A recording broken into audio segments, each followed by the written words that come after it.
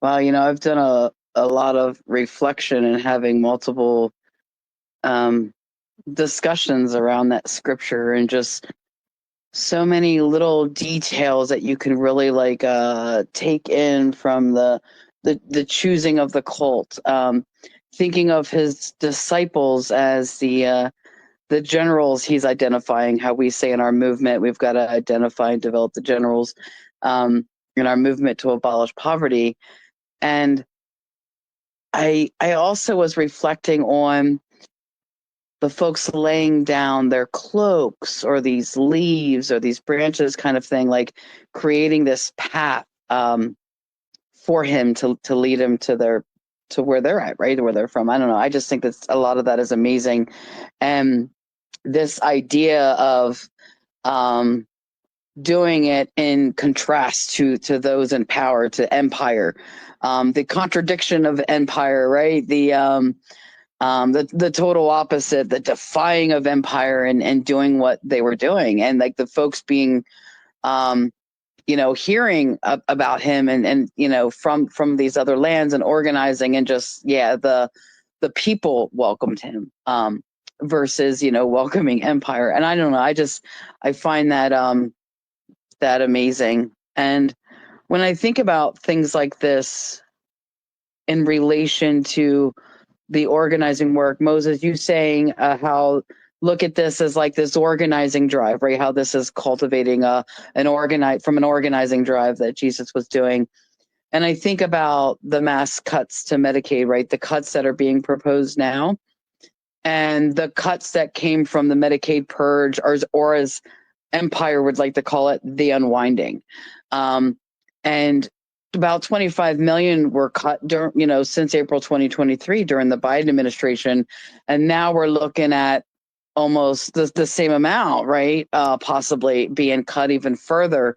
And what that made, like, put people first PA do, and the national formation of the Nonviolent Medicaid Army, which the National Union of the Homeless and others are a part of, kicking in and organizing drives. So we've had this organizing drive with various tactics since the original purge. So we've already been doing this for the last couple of years, and now we're going into what we call phase 2.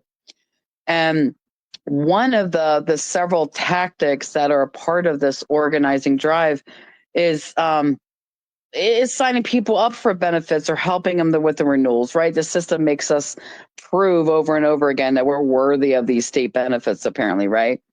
And sometimes you'll have folks that'll get denied. It could be a variety of things. It could be paperwork. It could be they make $3 more than the eligible amount, which is absolutely absurd. Variety of reasons, right? And if they go through the line of the system and they file for an appeal, the success rate and people winning those appeals are honestly like less than 0.5%. I don't even know if it's 0.25%. And one of our tactics as Put People First PA in Pennsylvania is when we were helping people and they were originally getting denied, we helped them through the appeal process. We didn't say, no, we'll just take some virtual appeal. We want to be in person. And not only did we file for these appeals to be in person, but we turned them into little mini rallies, right? So we would at least have about a half a dozen or so people that would attend these appeal hearings with people. There at least be one or two advocates of members of Put People First PA that would go in with this new contact, or even one of our members, right? Because it was our members. I was one of the ones affected by that and had to go through months of torture to realize that the state made a clerical error and needed to fix their mistake. And that was like having to do appeals and like going through that whole process and nonsense. And our success rate with these appeals, having folks apply to be having it in person, having folks attend and go into that hearing or whatever with the person, but also having a group of folks outside with signs rallying, yeah, no, and documenting that, we went against the grain, right? Against what Empire feels is okay, process way to appeal. And we went against that. And our success rate for the appeals that we applied and fought for alongside these people have I think it's like a 97, 98%, I don't know, it's 90 something percent success rate. that people won their appeals. If we wouldn't have done it that way, those people would not have won those appeals.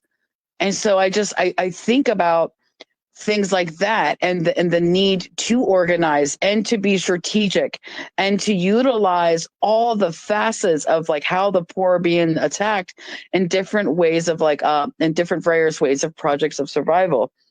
And so that's like the one example of that organizing drive that I wanted to share, because I think that, there's so many other tactics as a part of it, but that to me was just very unique and very relatable to this scripture, I think. And so that's the part that I wanted to share.